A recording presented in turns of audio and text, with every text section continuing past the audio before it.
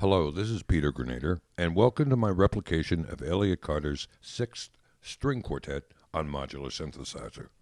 Some of you are undoubtedly conflicted with that because you're aware of the fact he only wrote five. And there's my joke.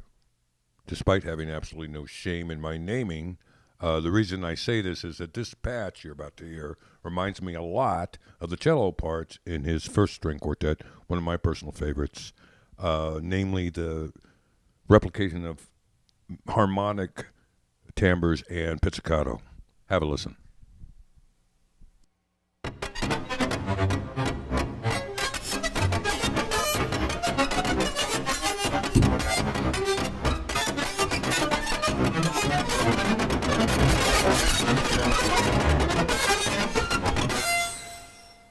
See, I told you, it's not identical, but it's eerily similar, isn't it? And I'm going to break that down in a second how I did it. So you might want to replicate the process on your own system in your own studio. So let me start now by giving you a sample of the root sound unprocessed by granular synthesis. What I'm using to do this is a DT audio digital oscillator, but it's just doing a ramp wave. You can probably do this with an analog oscillator. Running it through a low pass gate in both modes so you get the ring. I'm turning the ring off here in VCA mode. You can hear there's nothing for the granular to grab onto. Here it's back in. There's a distinct difference. What I did at that point is run that sound through two levels of granular processing. The first being a mutable clouds, actually the burst version. I'm going to isolate that now so you can hear it alone, first with the root sound in there and then with that taken out.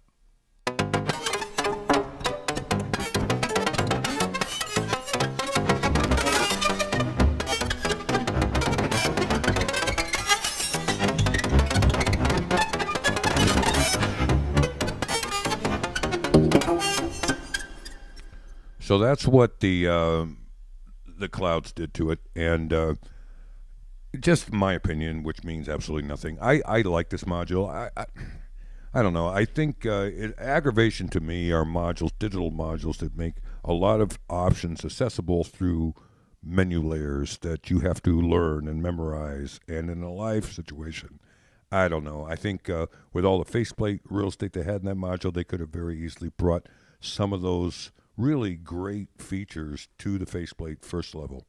Anyway, so then on top of the burst, I did a second channel that goes through a audio damage grain shift, which I'm using to modulate the root frequency of the first voice up a bit. Let's hear the both together.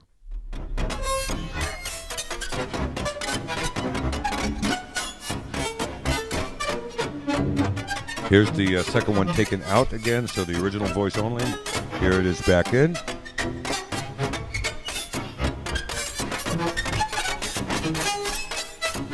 And now I'm going to take the both mode off the low pass gate, just at VCA mode, and listen, it just loses the ring, it loses the processing, it loses the harmonic timbres.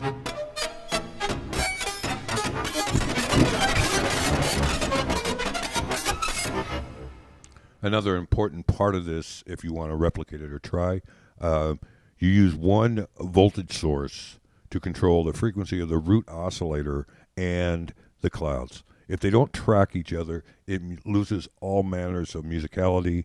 It's interesting, but it sounds much more untethered, much more electronic, random, chaotic, and not anything like what I think sounds clearly like Elliot Carter's cellos.